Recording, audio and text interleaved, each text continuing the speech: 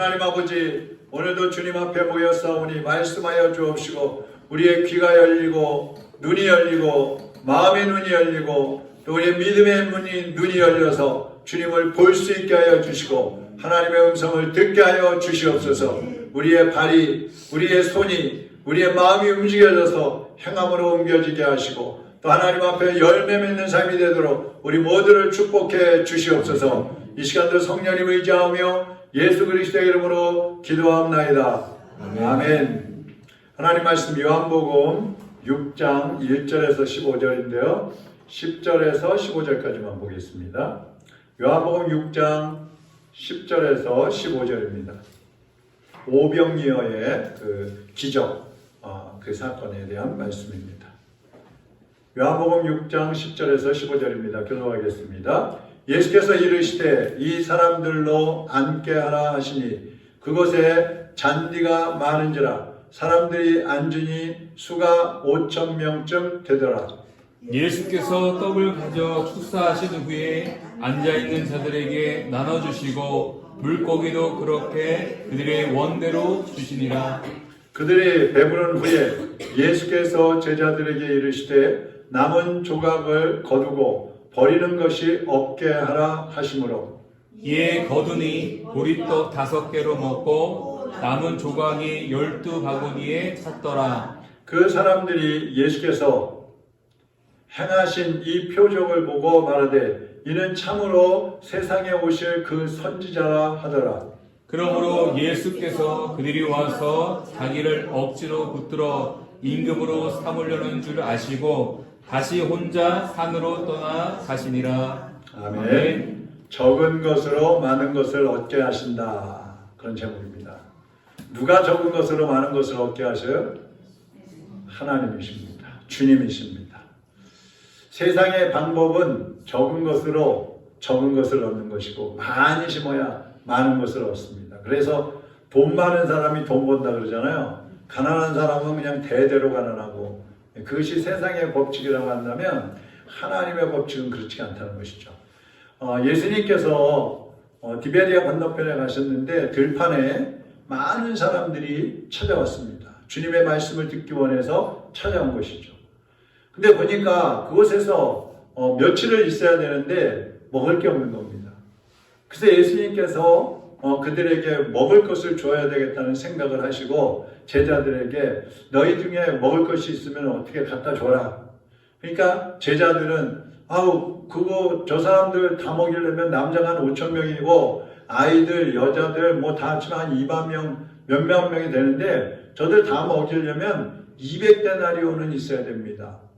200데나리온이라는 거는 장정이, 남자 장정이 200일 동안 일한 값이에요. 그러니까 뭐 얼마예요? 몇천만 원 되는 거예요. 단순히 1데나리온이 10만 원이라고 한다고 하면 2천만 원이 되는 2천만 원. 왜 안 그러겠어요? 수만 명을 먹여야 되니까. 그러니까 예수님께서 그 제자들의 그 연약한 믿음을 보시고 오히려 이제 어린아이 한 명이 오병이어를 가져온 것을 가지고 거기에 있는 사람들을 다 먹이고 몇 강줄이가 남았어요? 12강줄이가 남았어요. 물고기 2마리하고 떡 5개인데 그거 갖고 12강줄이가 남은 거예요. 처음에 가져올 때보다 더 많이 남은 겁니다. 다 먹고도요. 이것이 하나님의 역사인 것입니다. 그래서 예수님은 많은 기적을 행하셨어요. 성경을 보면. 근데 예수님 자신을 위한 기적을 행하시잖아요. 예를 들어서 죽은 영혼들을 구원하시고 또 하나님께 영광이 되는 그런 기적이면 행하셔요. 근데 예수님 당신을 위한 기적, 그것은 하지 않으셔요. 어느 날 아침에 예수님이 예루살렘으로 들어가시는데 배가 몹시 고프셨어요. 근데 무화과 나무를 보니까 나무가 열매가 있으면 좀 따먹으려고 그러는데 열매가 안 열린 겁니다. 그럼 예수님의 능력이라면 열매야 열려라. 그래가지고 따서 드실 수도 있어요. 안 하십니다. 또 예수님이 겟세마네 동산에서 기도하시다가 대제사장 무리에게 붙잡혀 가시잖아요. 그때 예수님께서 하시는 말씀이 내가 12영이나 더 되는 천군들을 부르시다. 12영이라는 말은 한 영, 1영은 600명을 말하는 거야. 600명. 그럼 12명이니까 7,200명. 천사들을 7,200명 부르면 뭐 거기 있는 사람들 어떻게 되겠어요? 천사 한 명만 와도 손가락 하나만 까딱해도 다 이겨버릴 텐데. 그 예수님은 7,200명의 천사들을 보내가지고 너희들 다 물리칠 수 있어. 그러나 하셔야 안 하셔요? 안 하셨어요. 그런데 예수님께서 요한복음 2장에 보면 가나 혼인잔치에서 물이 다 포도주가 다 떨어지니까 물로 포도주를 만드시잖아요. 이게 첫 번째 기적이거든요. 그 기적을 행하신 다음에 병든 사람들을 고치고 심지어 죽은 사람들을 살리고 가난하고 소외되고 어려운 사람들을 돌보는 그러한 기적적인 일들을 많이 하시는 것을 볼 수가 있어요. 그럼 이렇게 예수님은 하나님을 드러낼 수 있는 그런 기적, 하나님께 영광이 될 수 있는 기적, 그리고 사람들에게 유익이 되는 그런 기적을 예수님 베푸시는 겁니다. 그러니까 우리도 마찬가지입니다. 우리가 항상 하나님 영광을 위해서 살아야 된다는 말씀을 하는데, 여러분 우리가 주님 안에서 살고 있다면 내 자신의 영광을 버리고 하나님 영광을 위해서 살아가야 되는 거예요. 나에게 돌아올 칭찬, 나에게 돌아올 명예와 이익이 아니라 하나님께 그 모든 영광과 칭찬과 존귀가 돌아갈 수 있도록 우리는 뒤로 빠져야 된다는 얘기입니다. 자, 그러면 오늘 말씀을 통해서 예수님이 우리에게 주시려고 하는 말씀은 뭔가 같이 한번 보려고 합니다. 첫째, 여기에 많은 무리들이 모였습니다. 무리가 모였다 그랬어요.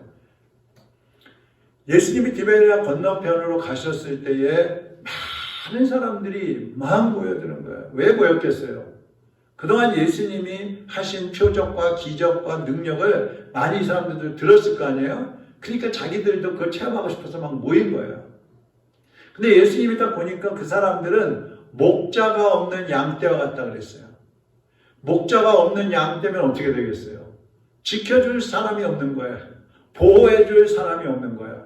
그 양들끼리만 살면 이리가 와서 잡아먹고 늑대가 와서 잡아먹고 승냥이가 와서 잡아먹고 사자가 와서 잡아먹고 다 잡아먹어버려요. 에스겔 34장 5절 6절에 보면 하나님께서 이스라엘 백성들을 딱 보니까 목자 없는 양 같다 그랬어요. 먹을 것도 제대로 못 먹어요. 진리의 말씀이 없는 거예요. 보호받지도 못해요. 오히려 죽음으로 내몰리는 그런 상황에 있는 그 이스라엘 백성들을 보면서 하나님이 탄식을 하는 겁니다. 너희 목자들 뭐하고 있느냐? 너희 양떼들, 나의 양떼들을 왜 다 내버리고 너희들만 살겠다고 너희들의 이익을 위해서 살아가느냐? 그러니까 대제사장이나 서기관이나 뭐 바리새인이나 이 종교 지도자들이 백성들을 생각하지 않고 자기들의 이익만 생각을 하고 자기들의 이익을 챙기는 데만 급급한 거예요. 그런데 어때요? 지금은 예수님의 말씀을 들어보니까 특별해요. 다른 어떤 사람들의 말씀과도 달랐다고 해서 권위가 있다고 그랬어요.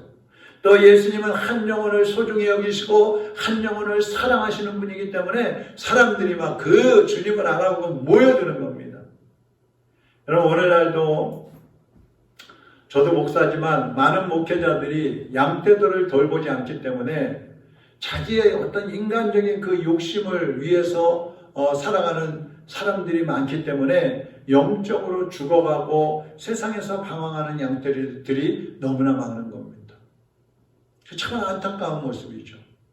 그래서 마지막 때에는 진실한 성도를 찾기도 어렵지만 참된 목자도 찾기가 어려운 거예요. 그러니까 사실 목사로서 끝까지 주님의 사명을 제대로 감당하되 겸손하게 감당하고 모든 영광을 오직 주님께만 돌려드리고 하나님의 뜻을 이루는 데에만 내 삶을 온전히 바친다는 그런 자세와 각오와 결단을 가지고 목회를 한다는 게 쉽지가 않은 거예요. 그것도 끝날 때까지 그렇게 하는 게 쉽지가 않은 겁니다. 그래서 항상 경계하는 마음을 가져야 돼요. 또 여기 모여든 사람들을 보면은요, 2절 한번 보세요. 2절, 큰 무리가 따르니 이는 병자들에게 행하시는 표적을 보았음이라나. 이 사람들이 왜 모였어요? 표적을 봤기 때문에 모인 거예요. 표적. 예수님이 전하는 말씀을 보고 모이는 게 아니에요. 오늘날도 마찬가지죠. 뭐 옛날에도 그랬고 막 누가 기도해서 막 병이 나왔다 그러면 막 거기들 모여들고 누가 기도해 줬더니 막 부자가 됐다, 돈 문제가 해결됐다 하면 또 막 헌금 가지고 모여들고 누가 그냥 기도해서 귀신을 쫓아냈다 하면 또 막 몰려다니고 오늘 우리도 그러잖아요. 근데 옛날에는 더 심한 거예요. 이 사람들이 표적을 구해서 예수님을 따라다니는 거예요. 그럼 여러분, 표적을 따라다니는 사람들의 믿음은요, 온전한 믿음일 수가 없어요. 그러니까 성경을 보면 그렇게 많은 사람들이 예수님을 따라다니고 예수님 없이는 못 살 것처럼 막 그러더니 나중에 어떻게 해요? 예수님을 배신하고 예수님을 십자가에 못 박으라고 소리 지르고 예수님을 십자가에 못 박을 때에 그 어느 한 명 나서서 안 됩니다. 그분은 메시아입니다. 그분은 우리의 주님이십니다. 이렇게 한 사람이 없었어요. 그냥 다 무서워서 숨어서 지켜보고 아니면 도망가고 아니면 배신하고 다 떠나가 버리는 거예요. 왜요? 표적을 구하는 믿음이었기 때문에 그래요. 그 30절에 우리가 읽지 않았는데 30절에도 보면요. 예수님에게 와서 그래요. 당신이 메시아인 거 우리한테 좀 보여주세요. 당신이 메시아라면 우리한테 보여주세요. 예수님 십자가에 달리셨을 때 사람들이 그러죠. 야, 네가 정말 메시아라면 그 십자가에서 한번 내려와봐 이러면 조롱하잖아요. 아주 무리하죠. 여기 사람들도 그러는 거예요. 당신이 메시아라는 증거를 한번 보여줘봐. 보여줘도 안 믿으면서. 이 사람들은 예수님을 다니기는 했지만 예수님을 메시아로 믿고 따라다닌 게 아니에요. 그냥 예수님 따라다니면 좀 도움을 얻을 수 있을까? 좀 못 먹는 사람이 좀 잘 먹을 수 있을까? 어떤 문제가 해결될 수 있을까? 병이 고침받을 수 있을까? 귀신을 쫓아내 주실 수 있을까? 이런 것 때문에 쫓아다녔다는 얘기예요. 요즘에 교인들 중에도 예수님을 구주로 믿어서 교회 다니는 게 아니라 어떤 정신적인 좀 위안을 얻어볼까? 좀 평안을 얻어볼까? 어떤 육신적인 어떤 문제를 좀 해결받아서 좀 도움을 받아볼까? 이래서 교회 나오는 사람들이 많아요. 이런 사람들이 자기 멋대로 자기 생각대로 되지 않으면 교회를 떠나버리는 것이죠. 그런 믿음은 언제든지 쓰러지게 되어 있어요. 제대로 설 수 없어요. 뿌리 없는 나무와 같아서 시험이 한번 확 몰아치면 그대로 쓰러져 버리는 거예요. 그대로 죽는 거예요. 그래서 우리는 이 무리와 같은 사람들이 되면 안 됩니다. 믿음을 굳게 하고 정말 예수 그리스도만이 나의 구원의 주님이시고 예수님 없이는 나는 못 삽니다 하는 그런 고백을 가지고 주님을 따라야 하는 것입니다. 두 번째로 제자들의 믿음을 볼 수가 있어요. 자, 예수님은 모여든 사람들이 굶주려 있다는 것을 아시고 이제 음식을 먹이려고 하시는 거예요. 근데 야, 얘들아, 너희들 먹을 거 있으면 가져와. 내가 기도하고 다 나눠주게. 이렇게 안 하셔요. 먼저 제자들의 믿음을 시험을 하셨다 그랬어요. 빌립에게 그럽니다. 우리가 어디서 떡을 가져다가 입하는 사람들 다 먹일 수 있지? 그러니까 아까 얘기한 것처럼 빌립이 예수님, 그 사람들 다 먹이려면요 200데나리온은 있어야 돼요. 200데나리온. 그러니까 예수님은 이 빌립을 시험을 하신 거예요. 시험하는 거예요. 제자들이 어떻게 대답하나 한번 보자. 예수님이 보는 거예요. 근데 베드로 한번 보세요. 7절 한번 빌립을 보세요. 7절 같이 한번 읽어보죠. 빌립이 대답하되 각 사람으로 조금씩 받게 할지라도 200데나리온의 떡이 부족하리라. 각 사람에게 조금씩 나눠줘도 200데나리온이 필요하다는 거예요. 빌립은 굉장히 이성적이고 계산이 빠른 사람이에요. 머리가 좋고 계산적인 사람은요, 온전한 믿음을 갖기가 사실 쉽지가 않아요. 자꾸 계산하는 거예요, 계산.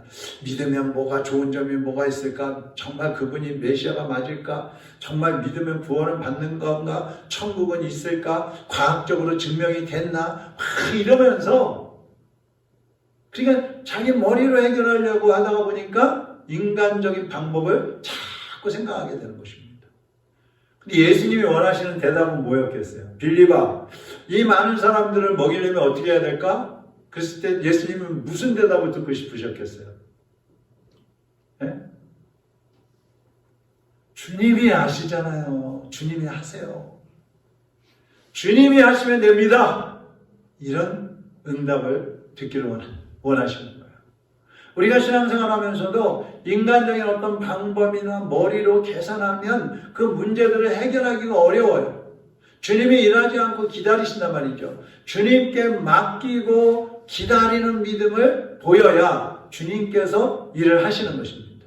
그러니까 빌립이 이런 대답을 하고 있을 때에 안드레가 떡 5병이요, 떡 5개하고 물고기 2마리를 가져오면서 예수님, 저 군중 중에요, 어린아이가 하나 있었는데 제가 먹으려고 가져왔던 그 점심 도시락을 여기 주님께 드렸습니다. 한번 보세요. 물고기 2마리하고 떡 5개입니다. 그렇게 가지고 왔어요. 근데 그러면서 뭐라고 하냐면, 예수님, 근데 이거 가지고 뭐 되겠어요, 이거? 이까짓 거 가지고 뭐 어떻게 하겠어요? 이 많은 사람들을. 이렇게 대답하는 거예요. 말하는 겁니다. 그러니까 안드레는 뭐 예수님이 좀 해결하실 수 있을까? 예수님이라면 하실 수도 있을 거야. 이런 생각도 있으면서 또 한편으로는 이게 가능할까? 이건 도저히 불가능해. 반신반의하는 그런 믿음인 겁니다. 그럼 여러분, 빌립처럼 아예 인간적으로 계산해가지고 이건 안 돼, 이건 불가능, 딱 끊어버리는 거하고, 안드레처럼 그래도 이거 안 될 것 같지만 그래도 예수님이시라면 뭐 좀 하실 수 있지 않을까? 이러면서 가지고 주님께 나오는 거하고 어떤 게 낫겠어요? 그래도 뭐 가지고 나오는 게 낫겠죠. 당연히 안드레처럼 그냥 주님께 가지고 나와서 뭐 주님이 하시던 못 하시던 그냥 안 하시던 주님께 가져간다, 이게 차라리 낫겠죠. 주님, 저의 믿음이 약하고 부족해서 저는 잘 모릅니다. 할 수 없습니다. 그러나 주님께서 하실 수 있는 것을 저는 믿습니다. 이러면서 주님께 가져 나와야 되는 거예요. 그게 믿음인 거예요. 그러니까 오늘날 하나님 앞에 기도하지 않는 이유도 이런 거예요.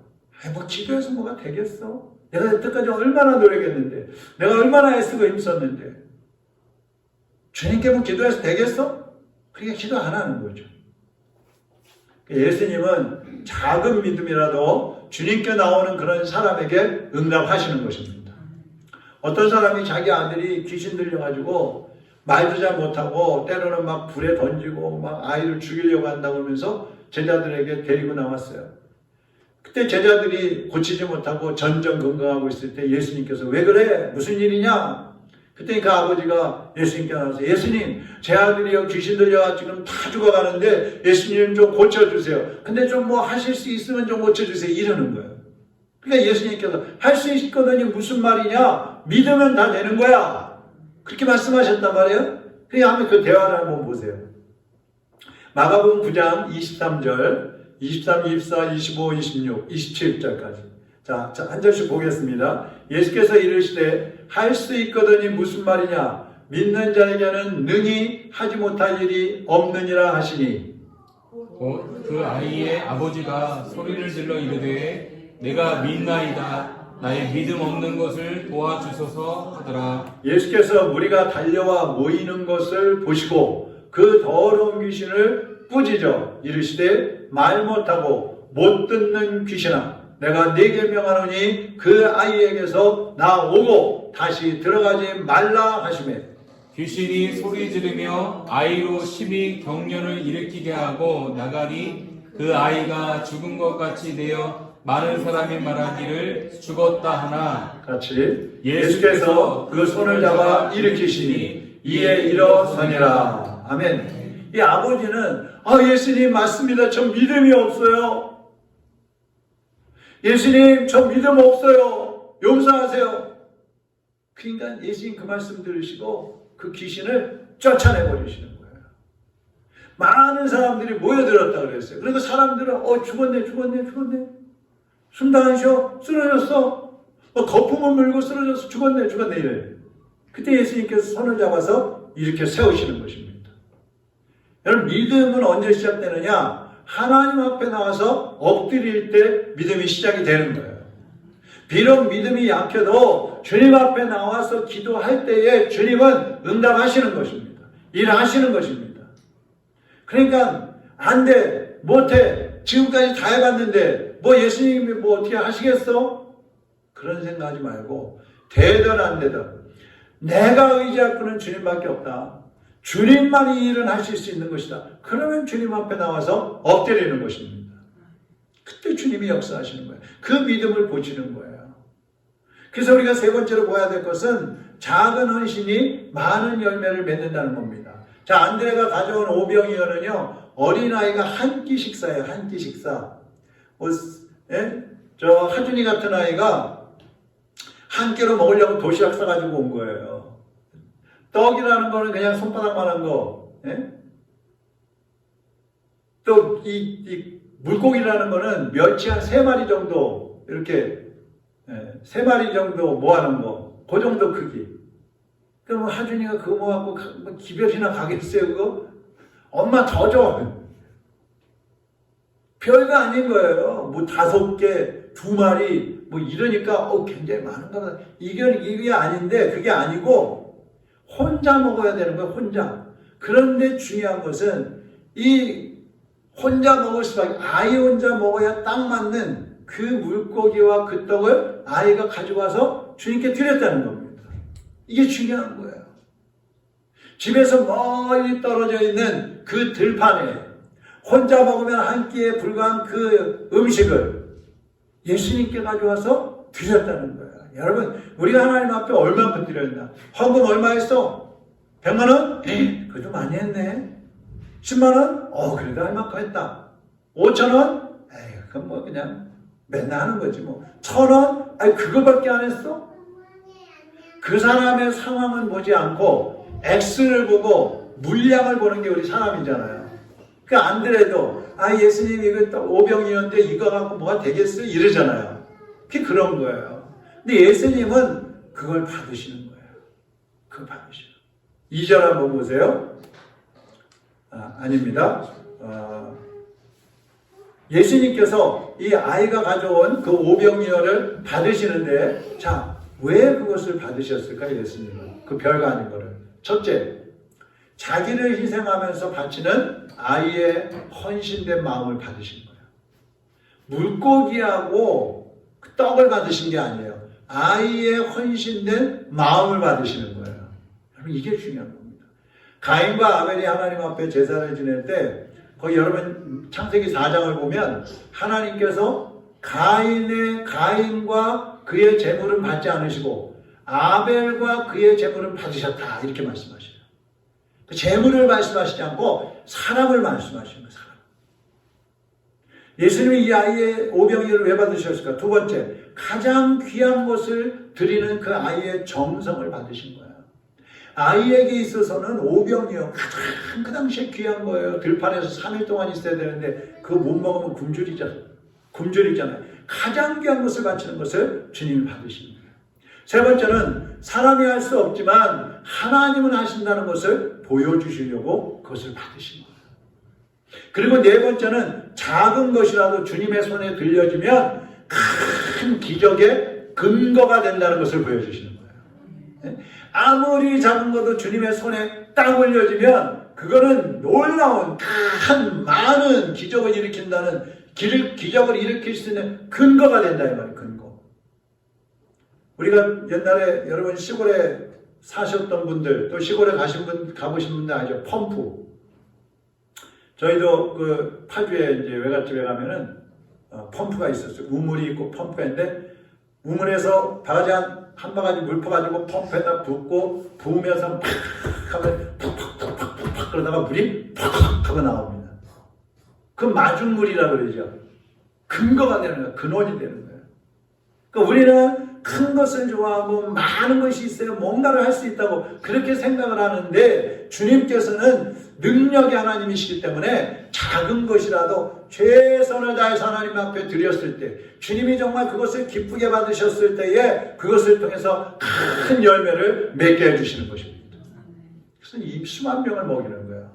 자, 11절 한번 보겠습니다. 11절, 예수께서 떡을 가져 축사하신 후에 앉아있는 자들에게 나누어 주시고 물고기도 그렇게 그들의 원대로 주시니라. 얼마큼씩 주셨어요? 자, 이제 얼마 없으니까 한 마리씩만 먹어, 한 마리. 떡도 한 개씩만 먹어. 그렇게 하지 않으셨어요. 얼마큼씩 주셨어요?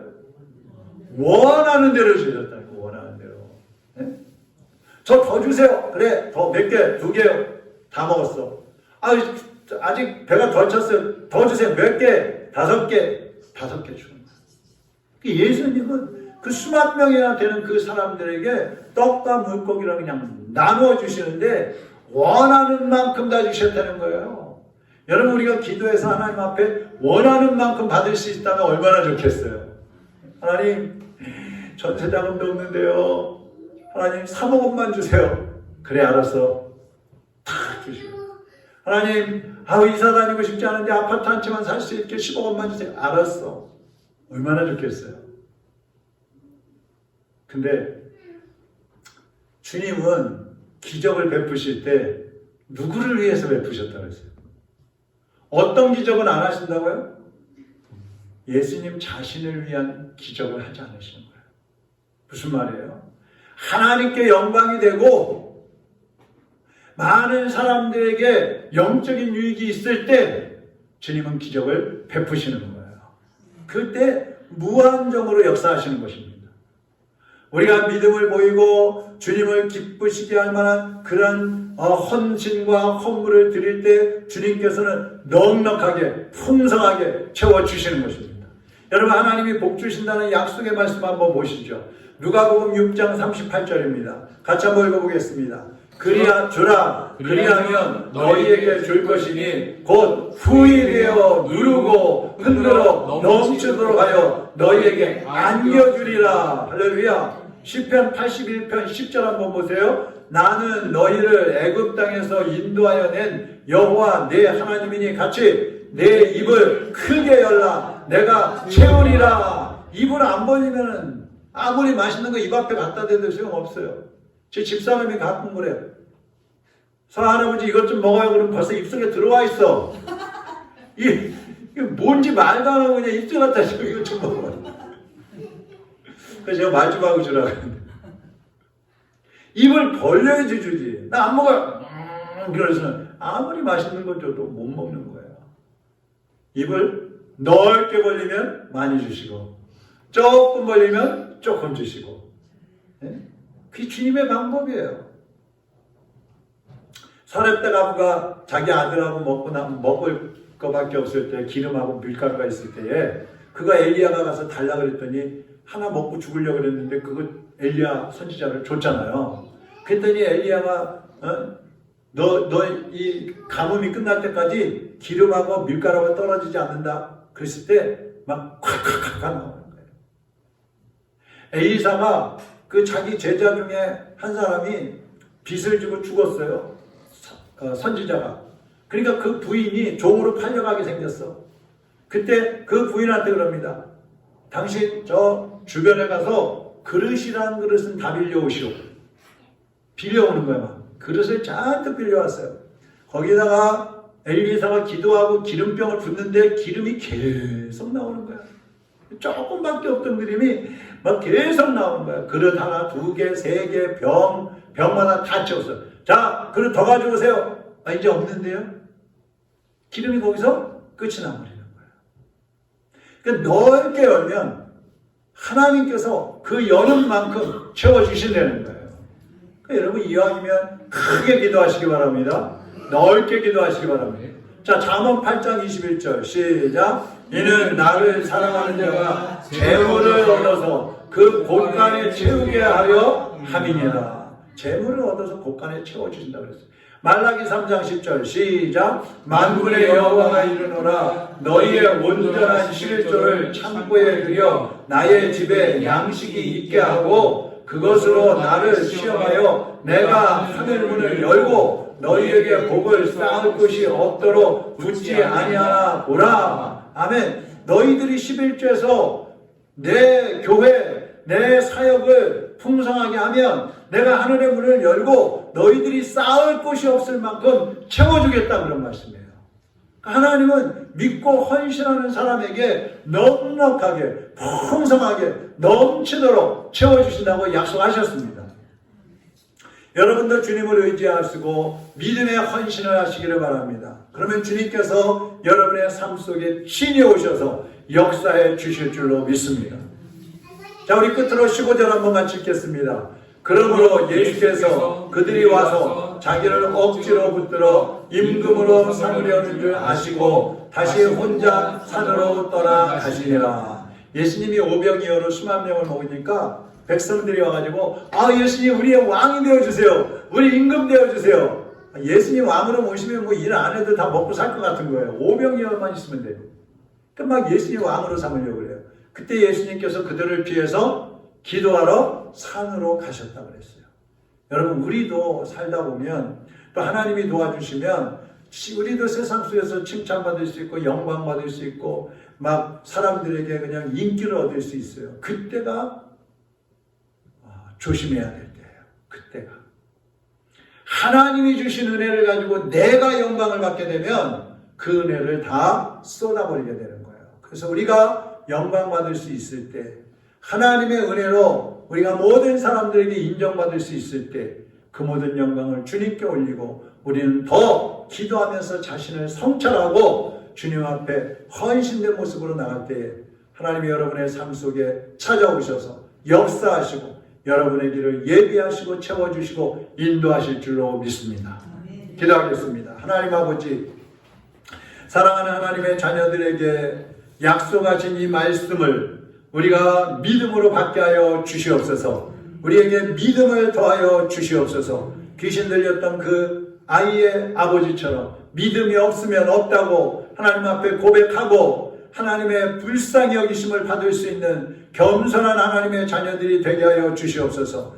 믿음이 있는 자들은 그 믿음을 더 키워서 하나님 앞에 온전히 헌신하는 믿음으로 키우게 하시고 주님 앞에 자신을 내어드림을 통하여 하나님이 약속하신 대로 채워주시고 공급하시는 놀라운 은혜를 누리게 하여 주시옵소서. 돌아가는 발걸음도 인도하여 주옵시고 또 이제 다시 하나님 앞에 나와서 예배하며 만날 때까지 삶의 현장 속에서 하나님이 주신 은혜와 복을 주변의 모든 사람들과 나누고 베풀며 섬기는 삶을 살아갈 수 있게 하여 주시옵소서. 이제는 우리 주 예수 그리스도의 은혜와 하나님 아버지의 사랑하심과 성령님의 감화감동 위로 충만하심이 사랑하는 주님의 자녀들 머리 위에 특별히 하나님의 약속의 말씀을 붙잡고 믿음으로 헌신을 결단하는 주의 백성들 위에 이제로부터 영원토록 함께 있을지어다. 아멘. 아멘.